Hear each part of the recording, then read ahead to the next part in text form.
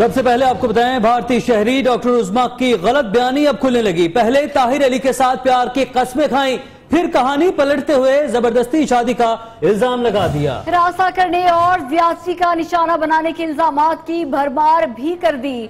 उस्मा ने ताहिर के खिलाफ अदालत में ज़ाब्ता फौजदारी की दरखास्त दायर कर दी।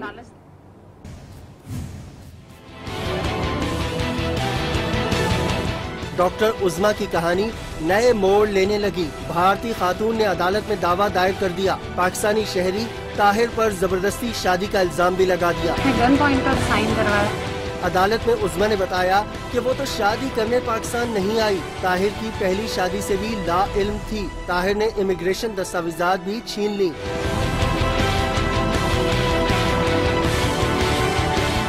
उसने गन पॉइंट पर मुझसे निकाहनामे पे साइन करवाया है। वहाँ पर जाने के बाद, अपने घर पे जाने के बाद बहुत ज्यादा मेंटली, फिजिकली बहुत ज्यादा टॉर्चर किया है। भारतीय शहरी का कहना था कि उसे वाघा बॉर्डर से नींद की गोलियां खिलाकर लाया गया। स्लीपिंग पिल दी है मुझे और मैं रास्ते में सो गई। मुझे नहीं पता कि वो मुझको कहाँ ले जा रहा है। डॉक्टर उस्मा का इसरार था कि वो भारत वापसी का इंतजाम होने तक भारतीय हाई कमीशन में ही रुकेगी। भारतीय शहरी के साफ झूठ सामने आने लगे। सारी कहानी उस्मा ने भारतीय हाई कमीशन के जाने पर बदली। क्या पाकिस्तान को बदनाम करने के लिए नया स्क्रिप्ट भारतीय हाई कमीशन ने उस्मा को दिया? उस्मा ने सारा ड्रामा क्यों रचाया? क्यों बयानात बदले? मामले पर सवालात खड़े हो गए।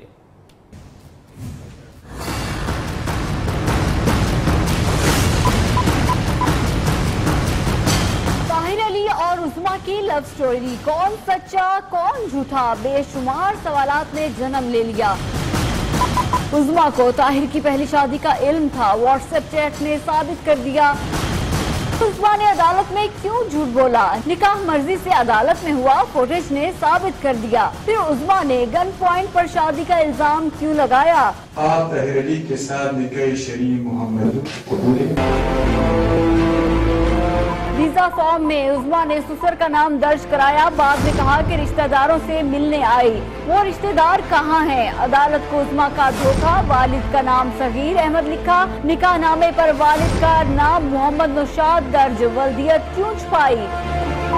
भारतीय हाई कमीशन का किरदार भी मशकूक। उस्मा को क्यों तहवील में लिया? उसके शौहर ताहिर से क्यों न मिलने दिया? कमरा अदालत और मीडिया के सामने भी भारतीय हाई कमीशन का अमला साए की तरह उस्मा के साथ रहा। क्या उस्मा ने इल्जामात हाई कमीशन के एमा पर लगाए? सारे सवालात के जवाबात उस्मा के पाकिस्तान में होते हुए ही सामने आते हैं, या वो भारत जाकर कुछ नया ड्रामा बनाती है? देखना बाकी है।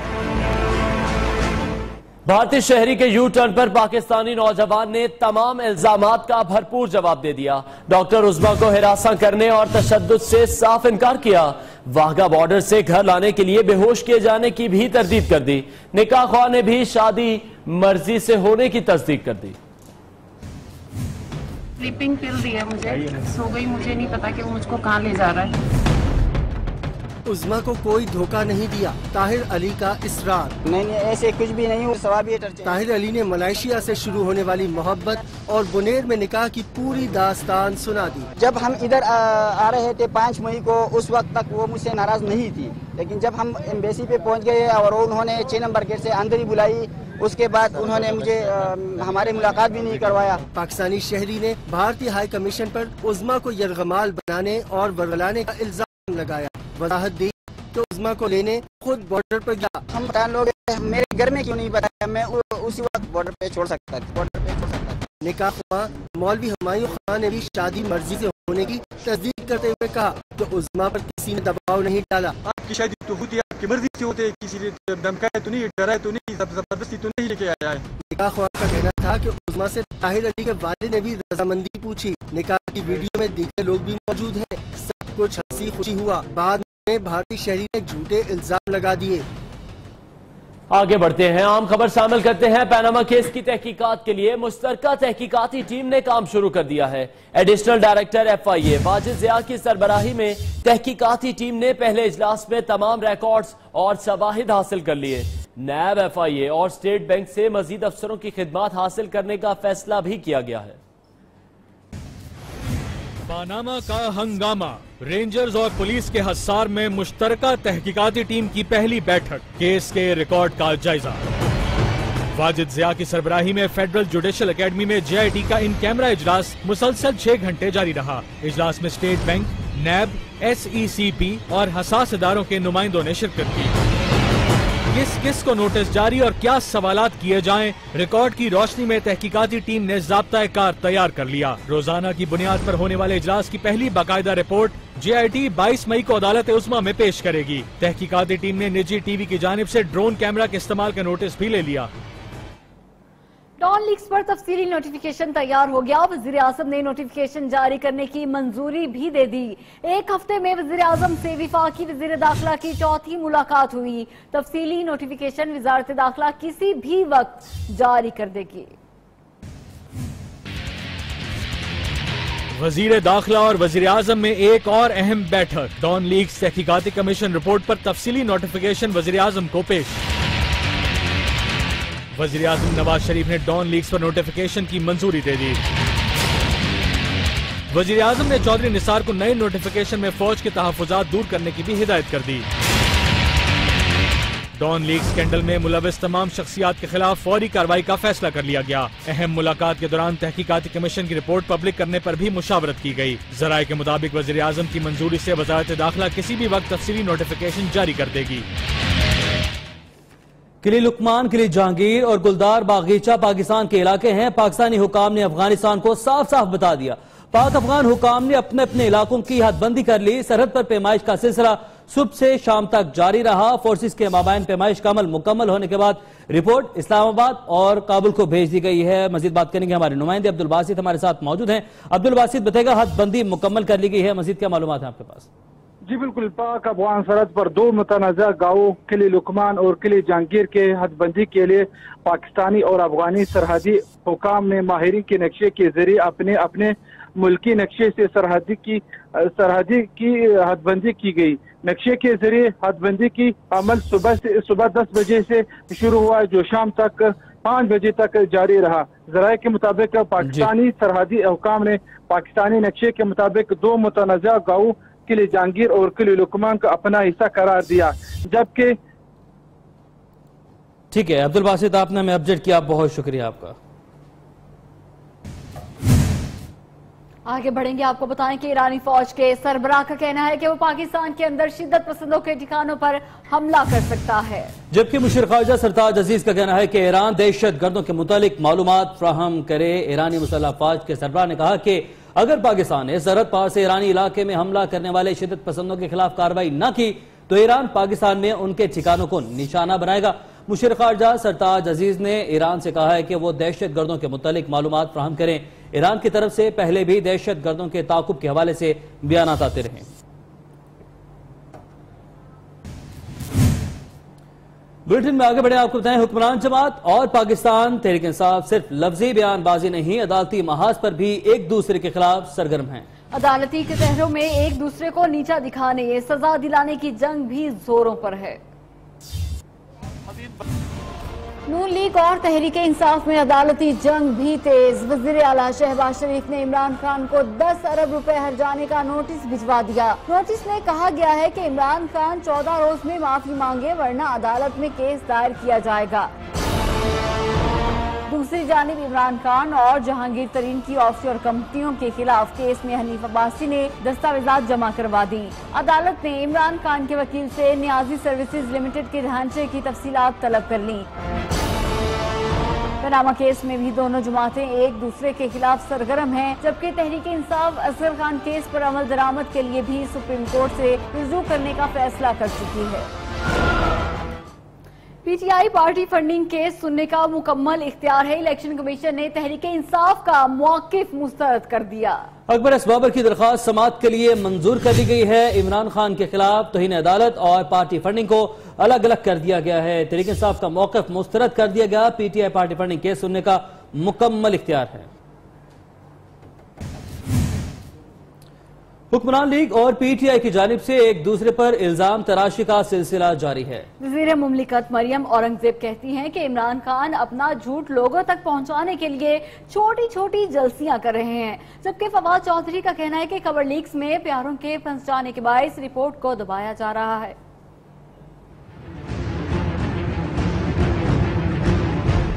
पैनामा और डॉन लीक्स का मामला, नून और जुनून आमने सामने, दोनों जानिब से इल्जामात की बारिश। वज़ीर मुमलिकत मरियम औरंगजेब के चेयरमैन पीटीआई पर तनकीदी निश्तर, कहा कप्तान के टोले पर हाथ डाला तो खैबर पख्तूनख्वा में एहतसाब कमीशन को ताला लगा दिया गया। इमरान खान साहब खैबर पख्तूनख्वा से दूर होकर पंजाब और सिंध के दौरे करेंगे, जवाब तो आपको अब सुप्रीम कोर्ट में देना होगा।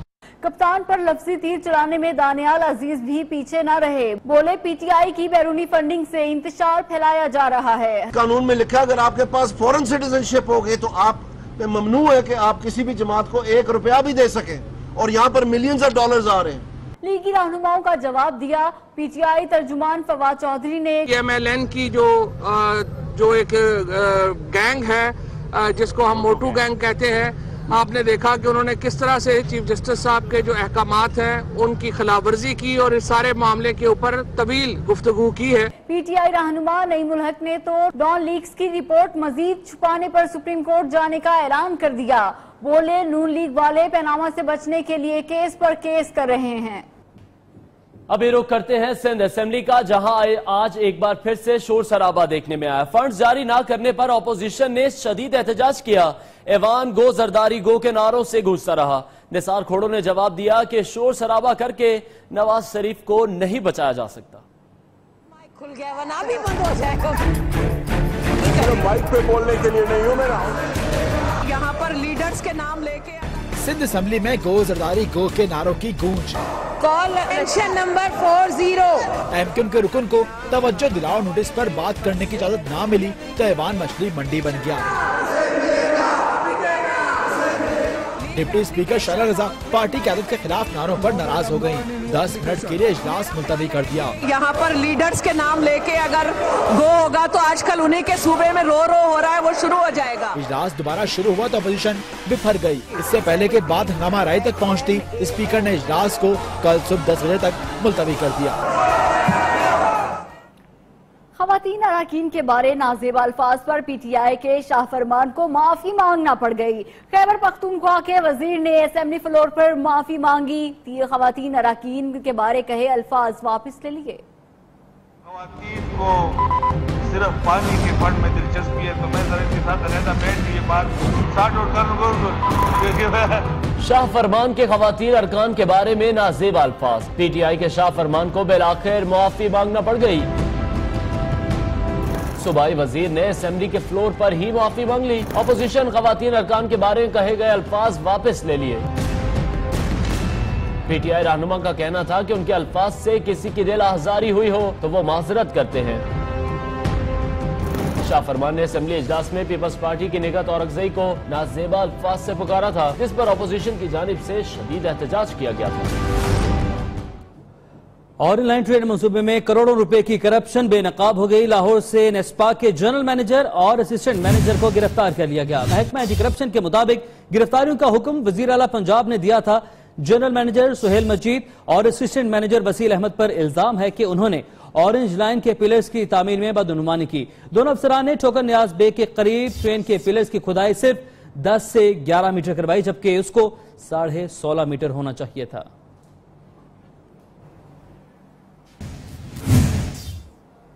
उमरकोट में एसएचओ की कुर्सी पर बैठकर पुलिस को धमकाने वाले वडेरे को अबूरी जमानत मिल गई। जैद तालपुर ने अपने ऊपर लगाए तमाम इल्जामात को मुस्तरद कर दिया।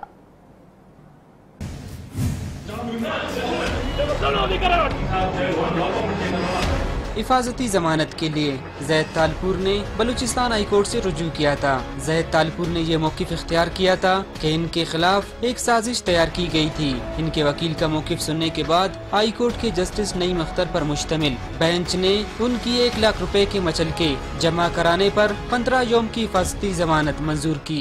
इनका प्लान बना हुआ था, अंदर जाके मुझे कहता है कि आप अंडर अरेस्ट हो, तो उस पे मैं हाइपर हो गया। फिर मुझे खुद एसएचओ कहता है कि आप एसएचओ की कुर्सी पे इस पे बैठो। मैं बैठ गया और मुझे पता भी नहीं था कि ये एसएचओ की कुर्सी है। उनका कहना था कि बलूचिस्तान हाई कोर्ट से अबूरी जमानत मिलने के बाद वो सिंध की मुतल्लिका अदालतों में पेश होंगे। कैमरामैन अहमद नईम के साथ आसिफ बलोच, न्यू कोयटा। मेंबर कौमी असम्बली जमशेद दस्ती के अनोखे अंदाज, मुजफ्फरगढ़ में वो मोची बन गए, लोगों के जूते पॉलिश करते रहे, साथ ही साथ अपने हरीफ को भी ये पेशकश की कि वो ऐसा करके दिखाएं तो इलेक्शन से दस्तबरदार हो जाएंगे। कभी गधा गाड़ी, कभी साइकिल, कभी बस चलाने का शौक, तो अब बन गए जमशेद दस्ती बाकायदा मोची। मेंबर कौमी असम्बली जमशेद दस्ती ने इलेक्शन मुहिम के लिए अनोखा अंदाज अपना लिया। जमशेद दस्ती साबिक वजीर खारजा हिना रबानी खर के वालिद मेंबर कौमी असम्बली नूर रबानी खर के हल्के सनावा में पहुंचे और मोची के साथ बैठकर लोगों के जूते चमकाते रहे। जमशेद दस्ती ने शर्त रखी कि अगर नूर रबानी खर गरीब आवाम के जूते पालिश करें तो वो इनके मद्दे मुकाबिल इलेक्शन नहीं लड़ेंगे। यहाँ वक्त तो एक ब्रेक का, और ब्रेक के बाद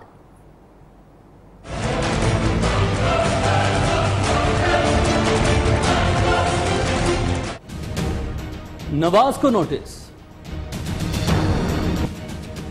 welcome back. Pakistan cricket board के चेयरमैन शहरयार मोहम्मद खान का कहना है कि भारत को भेजा गया नोटिस कानूनी है, रिवायती हरीफ के साथ क्रिकेट सीरीज के मुआहदे की कॉपी भी मौजूद है। भेजे गए लीगल नोटिस पर बैकफायर नहीं करेंगे। लीगल एमओयू साइन हुआ है, लेकिन हम उसे एमओयू नहीं कहते हैं, हम उसे कॉन्ट्रैक्ट कहते हैं। तो उसी बिना पर हमने उनके खिलाफ एक्शन लिया है। और देखिए एक लीगल बात है, वो उसे डिफेंड करेंगे, हम उसे प्रोसिक्यूट करेंगे। पीएसएल स्पॉट फिक्सिंग केस की तहकीकात में नया मोड़, पाकिस्तान क्रिकेट बोर्ड ने ऑलराउंडर मोहम्मद नवाज को तलब कर लिया। पीसीबी ने मोहम्मद नवाज को नोटिस ऑफ डिमांड जारी करते हुए सिक्योरिटी एंड विजिलेंस डिपार्टमेंट के सामने पेशी की हिदायत की है। बोर्ड के मुताबिक नवाज की तलबी करप्शन के खिलाफ जंग का हिस्सा है, लेकिन मामले की हसासियत के बायस फिलहाल मजीद तफसीलात जारी नहीं की जा सकती। मोहम्मद नवाज को पीसीबी एंटी करप्शन कोर्ट की शिक 4.3 के तहत बुलाया गया है।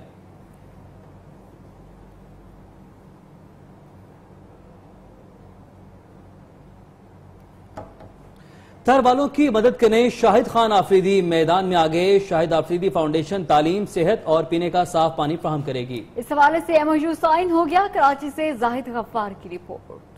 थर के बासियों की किस्मत जाग उठी। शाहिद आफरीदी फाउंडेशन थर में आरओ प्लांट समेत अस्पताल और स्कूल्स कायम करेगी। इंशाल्लाह एक हॉस्पिटल तो गांव में बनाया है कोहाट में, दूसरा हॉस्पिटल इंशाल्लाह थर में बनेगा, और इसके अलावा आरओ प्लांट के प्लान है इंशाल्लाह एटलीस्ट कितना वहाँ पे लोगों को जो बेसिक हेल्थ फैसिलिटीज है वो एटलीस्ट हम दे सकें। इस मौके पर शाहिद आफरीदी ने वजीर आला सिंध, हुकूमत पंजाब और वसीम अख्तर का भी शुक्रिया अदा किया, जिन्होंने फाउंडेशन के लिए क्रिकेट एकेडमी के लिए जमीन देने की यकीन दहानी करवाई। मैं शुक्रिया अदा करता हूँ हनीफ अब्बासी साहब का, वसीम अख्तर साहब का, सीएम साहब की तरफ से मैसेजेस आए, उन सबका बहुत बहुत शुक्रिया कि मेरी आवाज उठाने पे ये सारे सामने आए। शाहिद खान आफरीदी ने कहा कि हुकूमत ग्राउंड जाया कर रही है। चाइना कटिंग की वजह से ग्राउंड्स पर शब खून मारा गया। खेल के मैदानों को शादियों के बजाय खेल के मकासद के लिए इस्तेमाल होना चाहिए। कैमरामैन राइल अहमद के साथ जाहिद गफ्फार, न्यू न्यूज कराची। अभी आपको बताएं कि भारत को आईसीसी के सामने हथियार डालना पड़े, बॉयकॉट की धमकी भी किसी काम नहीं आई। भारत को चैंपियंस ट्रॉफी के लिए टीम का ऐलान करना ही पड़ा।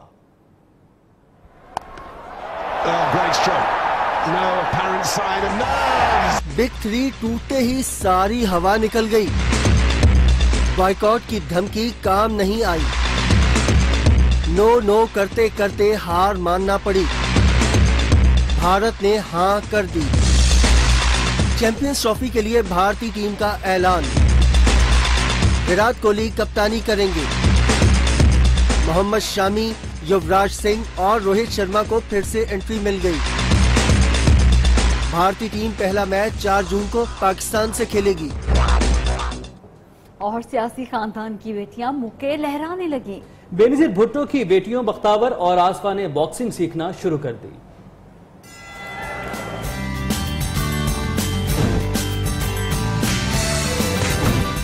मां साबिक वजीर आजम, बेटियां बॉक्सर। बेनजीर भुट्टो की बेटियां बख्तावर और आसिफा रिंग में उतर आईं। दोनों बहनें बॉक्सर आमिर खान की शागिर्दी में आ गईं।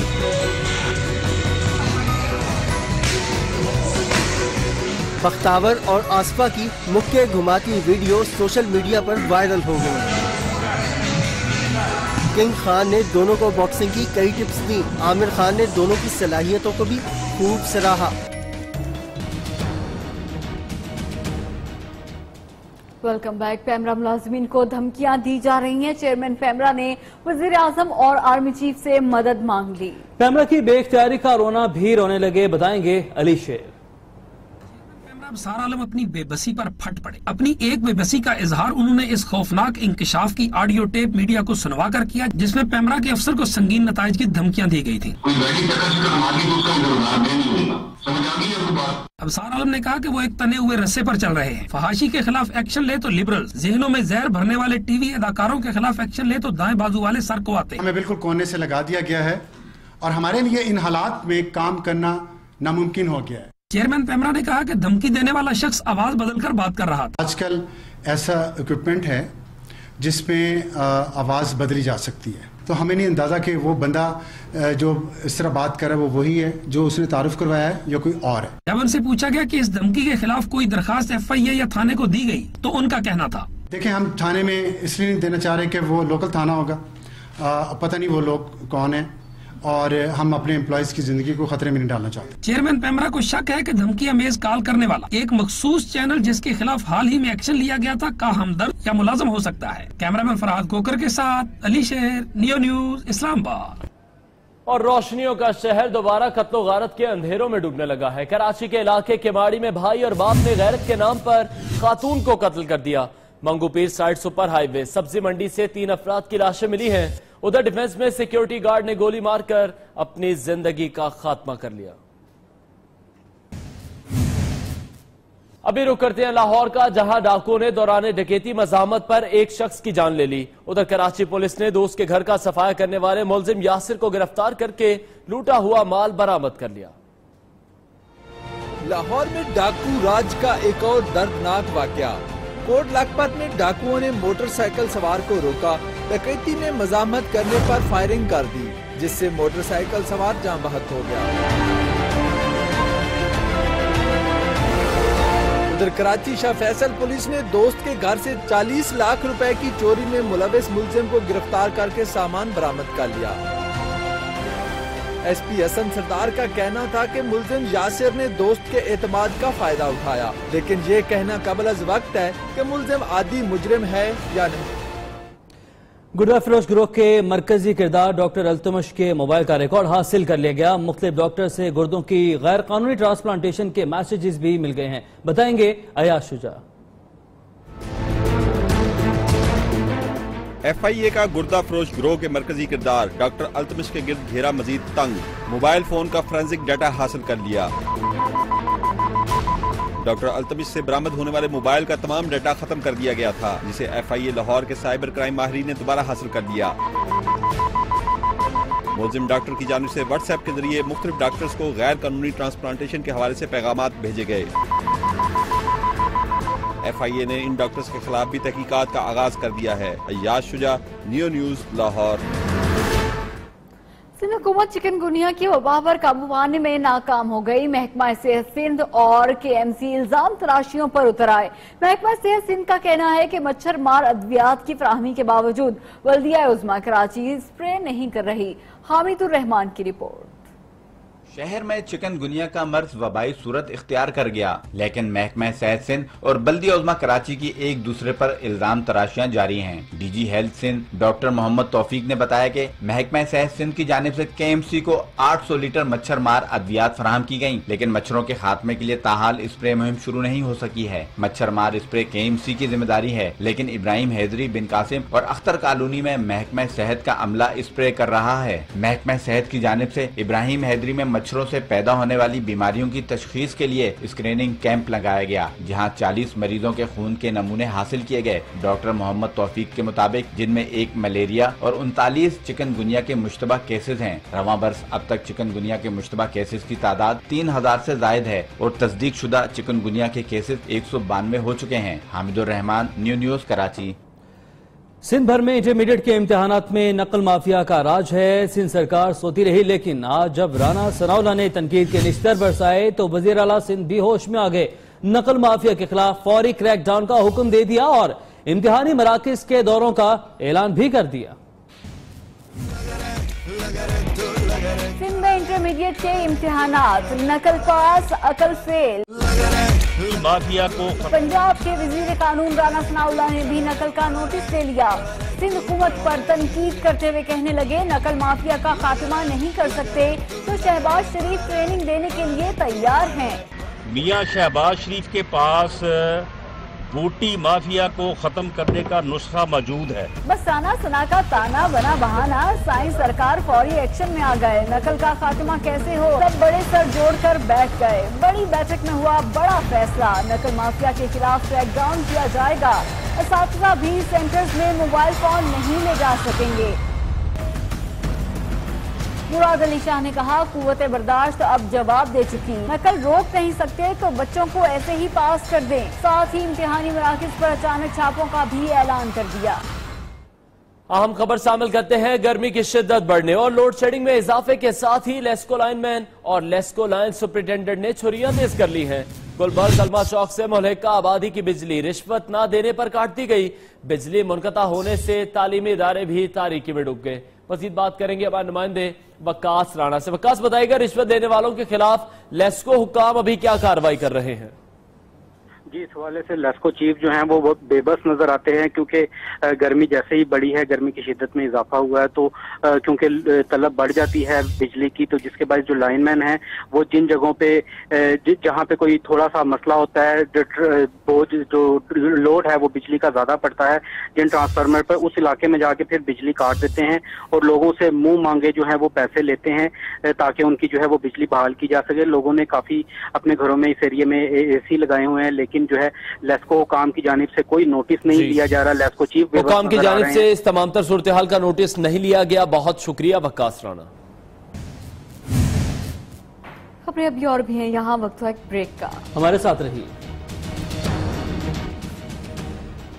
Welcome back. आपको बताएं, पाकिस्तानी जवानों के सामने किसकी चले। वाघा बॉर्डर पर परेड के दौरान भारतीय फौजी जमीन पर जा गिरा। अहम खबर से आपको आगाह करें, आपको बताएं कि पाकिस्तानी जवानों के सामने किसकी चले। वाघा बॉर्डर पर परेड के दौरान भारतीय फौजी जमीन पर जा गिरा। मजीद जानते हैं हमारे नुमाइंदे तलहा सही से। जी तलहा। जी बिल्कुल, भारतीय जवान जो कि गोश्त से शायद काफी ज्यादा परहेज करते हैं, इसीलिए काफी जो आजकल उनमें प्रोटीन की कमी देखने में आ रही है, जिसके बायस जो भारतीय जवान जो वाघा के ऊपर जो रूटीन के मुताबिक जो एक परेड होती है, उसी परेड के दौरान वो अपने दोनों कदमों के ऊपर जो है वो काबू ना पा सका और सैल्यूट के दौरान परेड के दौरान जैसे ही उसने सैल्यूट मारने की कोशिश की, साथ ही वो ऐसे गिरे कि उनके जो है वो काफी हसास जगहों के ऊपर जो है वो चोटें जो है वो इस टाइम जराये के मुताबिक जो है पता लगा कि वो आई। और इस टाइम पूरे के पूरे इंडियन मीडिया ने भी और काफी ज्यादा चैनल ने भी जो है इस चीज को उठाया है कि पाकिस्तानी जवानों की जो एक तगड़ी मूछें हैं और उनकी जो एक शान शौकत है उसके सामने भारतीय जवानों की नहीं चलती। ऐसे वाकयात पहले भी देखने में जो है वो काफी ज्यादा आए हैं और आज भी एक जो 2017 के शुरू 2017 में भी एक जो ऐसा आज एक बहुत ही मजेदार जो है वो वाकया जो है वो सामने आया, जिसके अंदर जो इंडियन फौजी जो के पास जैसे कि आपने कहा कि प्रोटीन की कमी लगती है गोश्त न खाने की वजह से। बहुत शुक्रिया, आपने अपडेट किया। पाक फौज के सरहद पर ड्यूटी के लिए मुंतखब होने वाले 16 भारतीय अफसरान ने ड्यूटी से ही इनकार कर दिया। भारत के जवान दुम दुबाकर भाग निकले। कुछ ने BSF जवानों के साथ किए जाने वाले सलूक के बाइस भी ज्वाइनिंग नहीं दी। रिपोर्ट के मुताबिक इम्तिहान में पैरामिलिट्री फोर्सेस की खाली नशिस्तों के लिए भर्ती किए जाने वाले अफसरान में से 28 को BSF में असिस्टेंट कमांडेंट पोस्ट की पेशकश की गई, ताहम उनमें से 16 ने बॉर्डर पर ड्यूटी करने से इनकार कर दिया। रुख करते हैं मकबूजा कश्मीर का, जहां तलबा भारत की रियासती दहशतगर्दी के सामने डट गए। श्रीनगर, बडगाम, पुलवामा समेत कई इलाकों में भारत के खिलाफ मुजाहरे किए गए। हुर्रियत रहनुमा मीरवाइज उमर फारूक का कहना है कि भारत कश्मीरियों की आवाज को दबा नहीं सकता।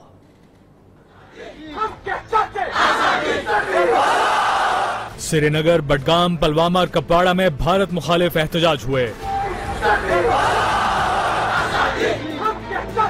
भारतीय फोर्सेस ने तलबा को ज़दरकोब किया, कई तलबा को गिरफ्तार भी कर लिया। तलबा ने काबिज फोर्सेस की गाड़ियों पर पत्थर बरसाए। भारतीय फोर्सेस ने आंसू गैस की शेलिंग कर दी। हुर्रियत रहनुमा मीरवाइज उमर फारूक ने कहा है, भारत पाकिस्तानी चैनल बंद करके कश्मीरियों की आवाज दबा नहीं सकता। मजहबी चैनल्स पर भी पाबंदी आयद कर दी गई, चाहे वो सऊदी से हो, पाकिस्तान से हो या फिर ईरान से हो, तो ये एक जारहाना अमल है। इंजीनियर रशीद के साथ सैकड़ों कश्मीरियों ने श्रीनगर में भारतीय सेक्रेटेरिएट का घेराव किया, जिस पर इंजीनियर रशीद को हिरासत में ले लिया गया। यही नहीं, तहरीके आजादी से घबराई मोदी सरकार की बौखलाहट में इजाफा होने लगा है। भारत ने मुजफ्फराबाद श्रीनगर बस सर्विस बगैर इत्तला दिए बंद कर दी। मकबूजा कश्मीर से आए लोग आजाद कश्मीर में फंस गए।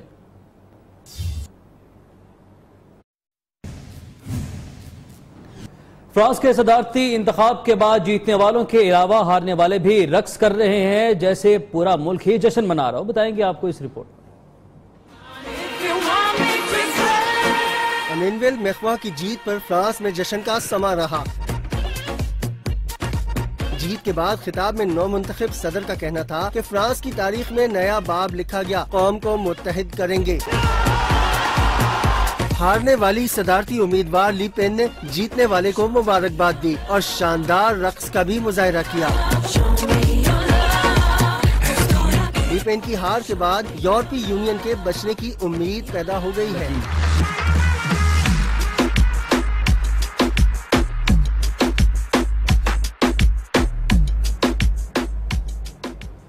अहम खबरें आपने जानी। न्यूज बुलेटिन से अब तक के लिए इतना ही। मजीद खबरों और अपडेट्स के लिए देखते रहिए नियो न्यूज।